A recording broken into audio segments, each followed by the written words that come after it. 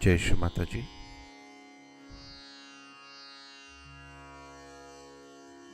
Let us all bow down to Shri Mataji.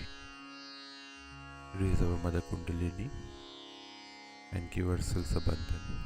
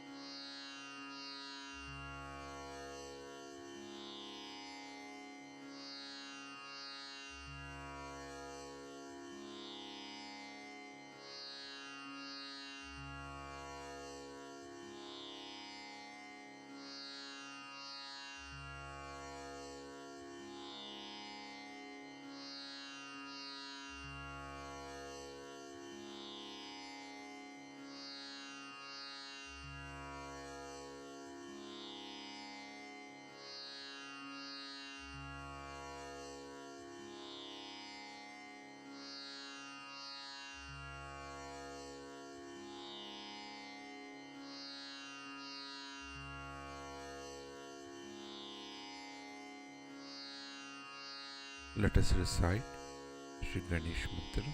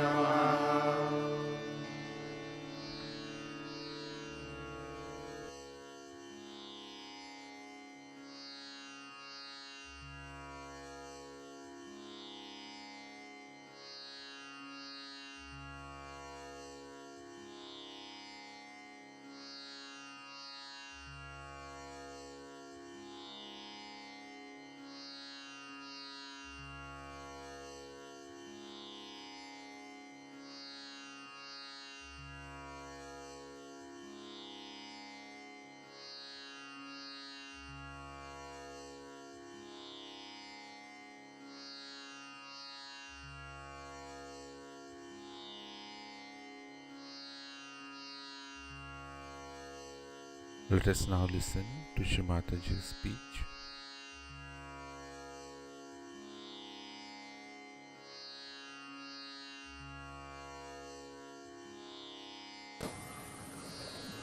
The priorities change. The priorities change so much. Like I was going in Kashmir one day in a car, and suddenly I told my husband that there are tremendous vibrations in this place. So he asked the driver, he said, is there any temple here? He said, no, it's a wilderness, there's no temple, nothing. I said, about 2-3 miles maybe, let's go ahead. So he said, no, there's some Muslims staying here, you see, there's no temple, no question of having a temple. I said, is there a mosque? Oh, he said, yes. There is a mosque of Hazrat Bal. One hair of Muhammad Sahib is kept in that mosque. And I felt the vibrations at least 4-5 miles away from it. And when we came out 3 miles, I could just tell him how to go there. And only one hair was emitting vibrations. So the whole priority, the attention, goes to things which has good divine vibration. It is not bothered about things which has no good vibration. Whatever has good vibrations, it will go to that. Like a person who is a holy person, he touches anything, it vibrates. You touch water, it vibrates. Anything you touch, anything you feel, it vibrates. For example, water, if you vibrate it, it can be a medicine. River Ganges is nothing but vibrated water. You get vibrations from that. These vibrations are divine vibrations, are the vibrations of the power of love of God. It is something so much out of the blue that suddenly if you hear about these things, it sounds quite odd and fantastic. But it is not odd to Indians. They know all about it. This knowledge has not come to us, but in the Bible, Christ has said that your hands will speak. Your hands will speak. That means in your hands you will be feeling it. He said it very clearly. Your hands will speak. That's what should happen to us. That our hands should speak means they should communicate to us what they have to communicate. Because all the centers are represented in our hand. As shown there, you can see all the centers are on the left hand side and right hand side. You can see very clearly how these centers are denoted on our hand. And once you start feeling them, if you know the decoding of it, you can immediately say what the other person is suffering from, what you are suffering from. And then you have to learn how to correct those problems of the other person. So the first thing that happens to you, that your attention becomes enlightened. This attention is so wonderful. It's so joy-giving. It's so humorous. Because you become like a witness. The whole thing becomes a joke. You see seriously people running up and down, to do something, and you just don't understand. And you ask them, what's the matter? Oh, you don't know, it's very important, very important. Guess what? I put all my money for the race, to ride. Then he comes back, head hung. What happened? I lost all my money. The way he was running, the way he is coming back, is a big joke, But to him it's not. He becomes serious. Sometimes he becomes involved into it, sometimes he let it. But you are just enjoying the whole joke. The whole tragedy and comedy of life you enjoy like a spectator. You become the spectator. You are no more worried, upset or in tension. Actually, I've seen people who are very hot-tempered become so placid and so sweet and so poised. It's surprising how they change because they have got the balancing point, the absolute point. This is what happens to your attention when you get realization. But then what happens to your awareness, which you get from the central path of your evolution? For example, animals have an awareness also. We have an awareness. We have awareness much higher than that of animals. Some people say, yes, we can play tennis, you see. That's a greater awareness than the animals. But some people cannot play tennis or understand it. But one awareness human beings have, definitely whatever they may be, at whatever level, that they understand what is dirty, what is filthy. They can smell it. Animals can't. They pass, you take a horse or a dog through a dirty lane, it will just walk like a thing as if it's leading a parade for the queen, you see. It has no problems. But for human beings, we just can't do it. We have to put something to cover our nose. So that's like that. We have many other things which we have achieved as human beings. We have sense of color, we have sense of beauty, we have sense of balance. We have so many things which dogs may not have, horses may not have, dolphins may not have. They are so close to us, they live with us, but they may not have those senses as we have. But now what happens to human awareness at this stage is that this human awareness suddenly jumps up into a new dimension. That you become collectively conscious. You become, again I say, it's an actualization, it happens to your awareness. You just become collectively conscious. Means little children, today Olympia, I see, she was interviewing me. She came and she put her fingers in her ears, you see, because the lady who was talking to me had a problem in her throat. Perhaps maybe she has to use her throat too much also, or maybe something else. So she put her fingers in her ears. You see, this is the mantra. We use Allahu Akbar by putting fingers. The little one, she's very small, about 2 years away, she just put it. But still, you see, she felt she has not helped me fully, so she put her both the fingers in the mouth to suggest that please look after the lady, she's got this problem. The concern and the feeling that you get for another person is so tremendous that people can't understand, but it's very simple. Because if you become part and parcel of the person, how can you not have concern? When who is the other? The problem is, now supposing you are sitting before me and you have a problem in your stomach. I'll also have a little problem, you see. And I'll be so concerned about that problem that it is in my stomach as if that problem is existing. It is like that. The awareness becomes so collectively conscious that it becomes part and parcel of you. Who is the other? The feeling of otherness goes away. Now people talk big things like, we are all united, we are all brothers and sisters, and this and this. You must have heard all these speeches, and when it comes to wars, they will fight. But in this, you cannot fight, because who is the other? You can't fight your nose, you can't fight your hand, you can't fight your fingers. Nor do you help anyone. You don't help anyone, because supposing this finger is in trouble and this hand presses it, does it help it? Nothing. This is neither obliged nor this is helping. This is one. That feeling of oneness, that you are part and parcel of the whole, is established. Because of that feeling, that is such a tremendous feeling that you are part and parcel of the whole, that you get cured. The curing comes because of that innate understanding by your being that you are not alone. You are part and parcel of the whole. You are a cell of the whole body of God, or you are a microcosm of the macrocosm. This is not just a psychological or a rational thing, but you just become. You just become. You can't help it. And when you are that, you just don't feel you are helping anyone. I mean, it's just like you see one cell acting for another cell. The whole thing works in such a homogeneous way. No fighting, no quarreling. On the contrary, you enjoy each other. You just love each other. And you just see the good points of another person. You don't see the bad points. You forget the race, you forget all creeds and everything you forget. Because, you see, a nose doesn't say, I am higher than the hands. Does it say? Or the feet do not say, I am lower than the hands.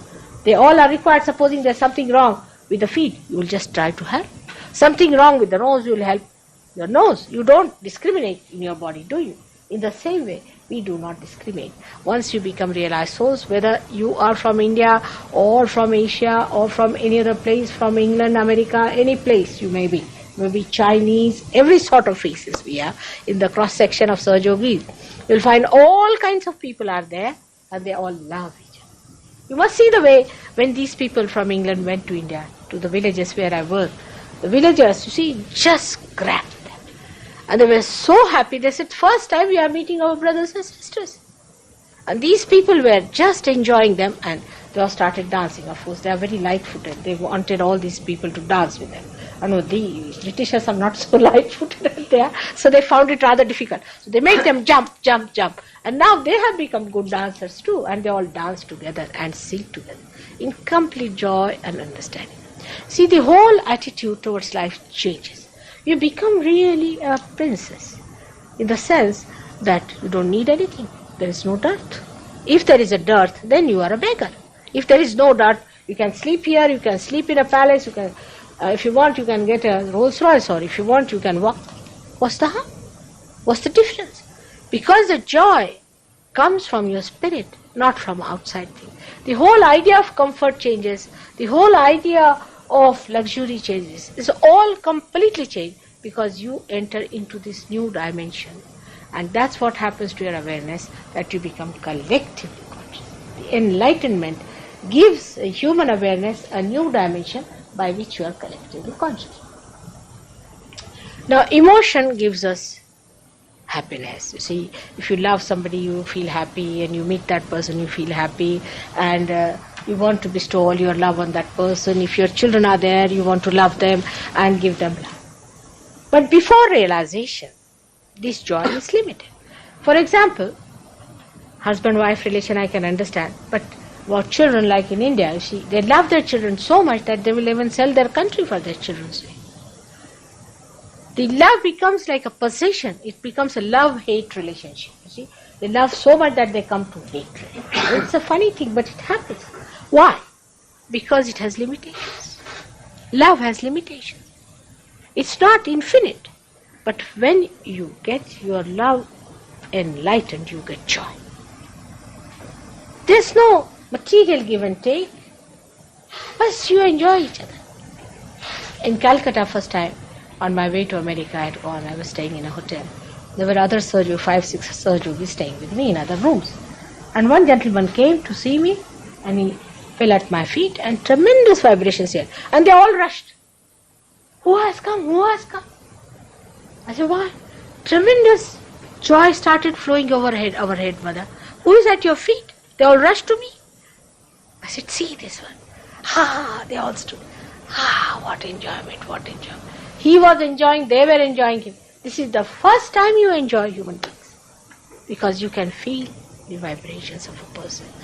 What a beauty human being is, what a glory he is, what a blessing he is, what a creation he is. You realize only after realization. Before that, you judge him, oh, he has got long hair, he has got red hair, he has got long nose, all this. But then you just see him in a subtle way. What he is his vibrations. And so many people I have seen, Sahaj Yogis also, if they get somebody, they'll all rush there. The fellow is there and they are all taking vibration. For half an hour I'm tired now, I said, now finish it off. But no, they're just sucking it like a child. First time you enjoy human beings. The joy which has not duality. Joy does not have happiness and unhappiness. Happiness comes to us when our ego is pampered. Unhappiness comes to us when our ego is damped. It is something different. We are not our egos. We are ourselves. And when self enjoys something, it enjoys it. There is no remorse. There is no duality about it. There is no unhappiness. So joy is a complete. It cannot be described. It is just to be experienced and enjoyed within ourselves. And that's what happens to us when we get our realization. Our idea of love changes. Like we say, oh, I love this person only. Like your husband is there, all right? You have to love him like a husband. You don't love everybody like a husband, all right? Your sister is there, you love her like a sister. But you think all others as your sisters. Then you love your brothers, you think them to be your brothers. You love all of them. The love spreads like that. It does not rest in one place. It does not sort of stagnate. It does not coagulate. Supposing in a plant the sap is rising and it goes to one flower because it loves it and settles down there. The tree will die and the flower will die. So the love we have before realization is like that love, which dies ultimately or creates problems and it dies. But love after realization is a love that emits, just flows. You don't get anything. What do you get? People ask me, my husband, is in a different line and I have a double life. And all my friends ask, what do you get out of it? I said, I'm not here to get. I get out something from me. It's just to give, it's to enjoy. As I told your mayor today, your politics will be solved. You'll have no parties. He says, how can that be? I said, see now. I have, supposing, all the powers, so I'm a capitalist. But I must share, so I'm a communist. I have to be a pure communist and a pure capitalist. So how can I have two parties when both the things exist within me? That's how you solve your politics. How do you solve your economics? Whole transaction areas and all those things come from a false idea that matter can give us happiness. It cannot. Only the matter that has a certain coefficients which gives vibrations is the only thing that gives you joy. Now we don't know if there is such matter or not. For example, somebody will say Stonehenge. It looks funny with the Druids. Of course, they don't know anything. I agree. But it is not, because Stonehenge is created by the Mother Earth. It has vibration. They can't feel anything. They are standing there singing songs, this, that. Somebody must have felt in their forefathers. There are many places where you get vibrations from the Mother Earth. So many. It is written in the Bible, in the 10 Commandments only, that whatever is created by the Mother Earth or by the sky should not be reproduced by human beings and worshipped. But there are many things which have come out of the Mother Earth. But unless and until you have vibrations, how will you know?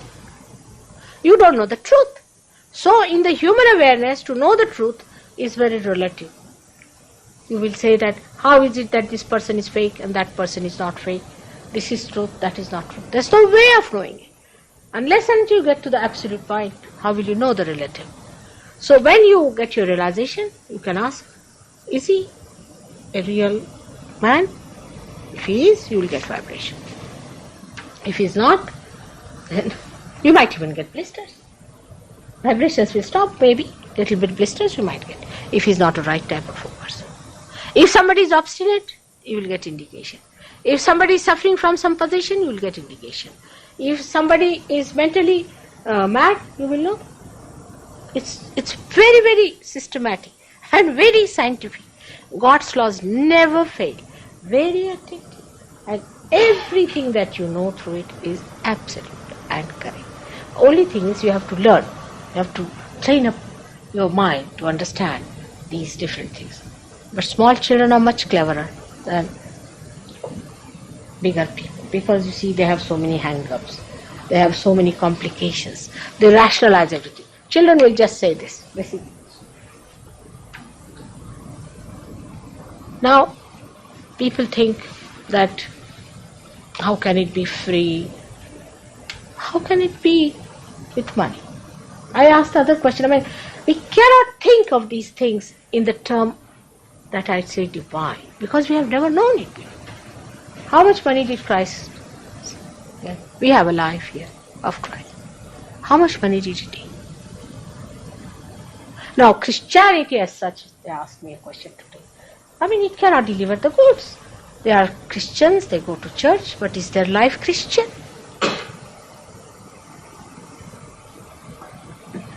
Churches cannot deliver the goods. But that doesn't mean that you run away from Christ. You can run away from that kind of a thing, but not from Christ, because Christ exists. He definitely exists within us and is a special person, because he's placed at a very pivotal point between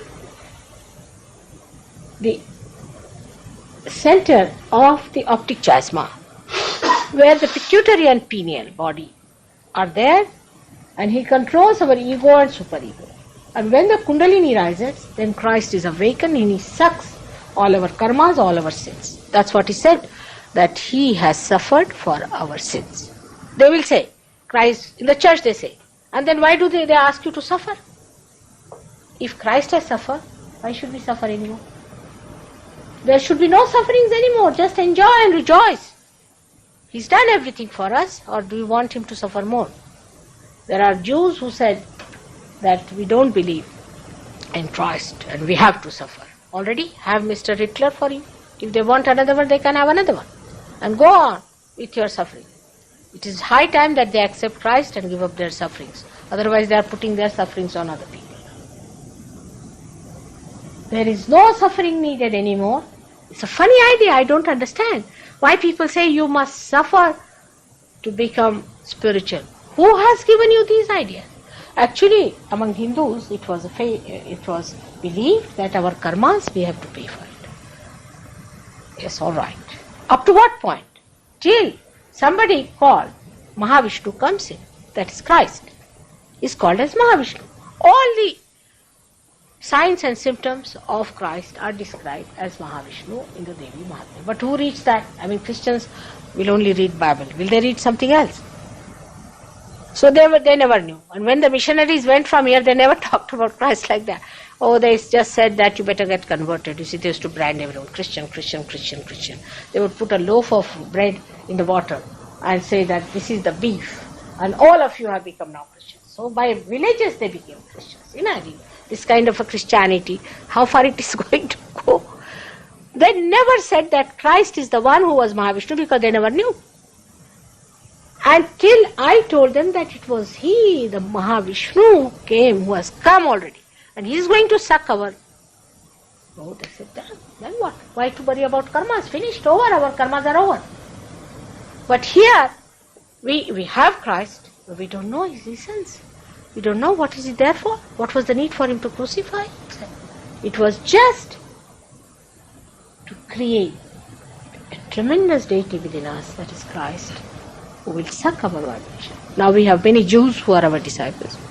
They will jolly well have to accept Christ, because Kundalini doesn't rise unless and until you accept him here. But even those Christians who don't accept, say, Moses or Yehovah and all that, they have to accept that Yehovah is sitting here. That's the Virata. That's the Akbar. That you have to see for yourself when the Kundalini rises. You'll be amazed unless and until you say Lord's Prayer, it won't rise above this, if it is stuck there. And all the Christians have this problem. You'll be surprised that Christ himself is angry with them. have to say Lord's Prayer. That's why he said, you'll be calling me Christ, Christ, and I won't recognize. Just imagine. Then you have to say Lord's Prayer in front of some holy personality. He forgives you, and then the Buddha replies. Just imagine, he was the one who was the controller of ego.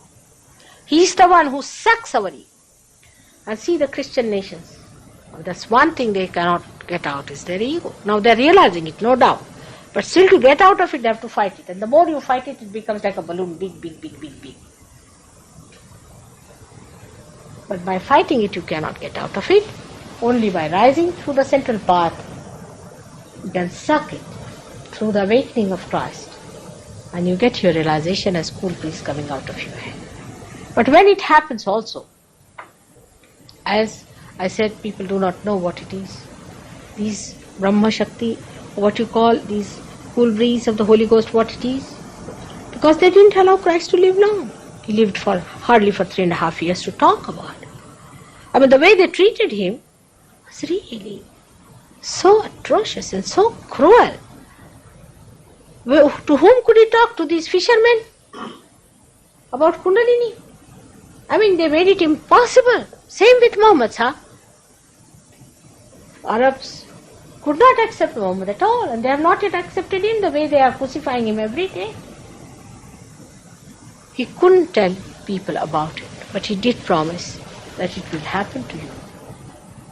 He's promised that a comforter will come so that you will know my Father forever. Means you'll get your self-realization. He promised.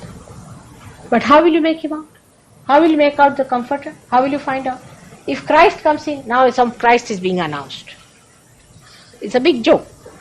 You better tell this Mr. Christ to walk on the water, and you'll find him out. We had one in India. He told that he's going to walk on the water.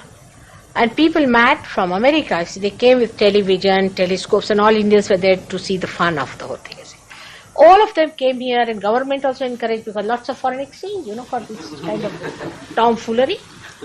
They all came, they occupied premises in a very big hotel where there was a huge big swimming bath where this fellow was supposed to walk on the water, see?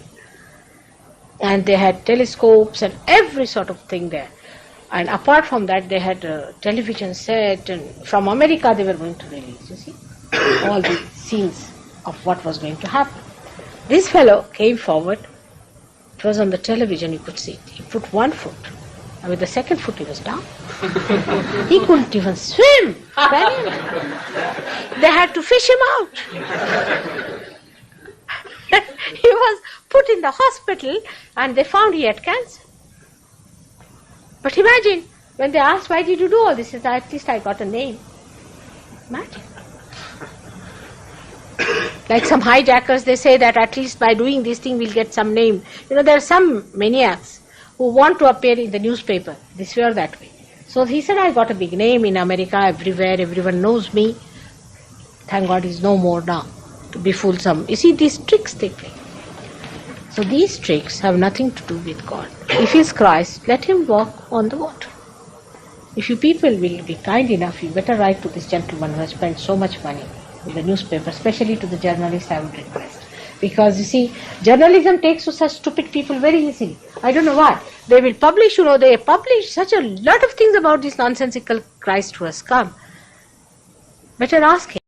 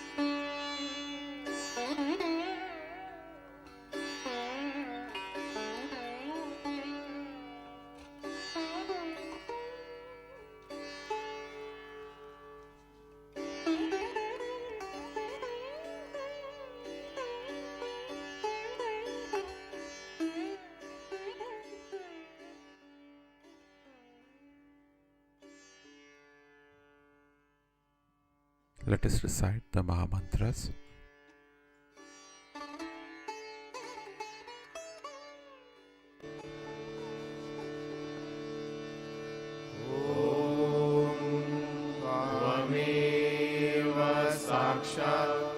Shri Mahalakshmi Mahasaraswati Mahakali त्रिगुणात्मिका kundalini साक्षात् श्री आदिशक्ति माताजी श्री निर्मला देव्यै नमो नमः। ॐ त्वमेव साक्षात् श्री कल्की साक्षात् श्री आदिशक्ति माताजी श्री निर्मला देव्यै नमो नमः। ॐ त्वमेव साक्षात् श्री कल्की साक्षात् श्री सहस्रार स्वामिनी मोक्षप्रदायिनी माताजी श्री निर्मला देव्यै नमो नमः।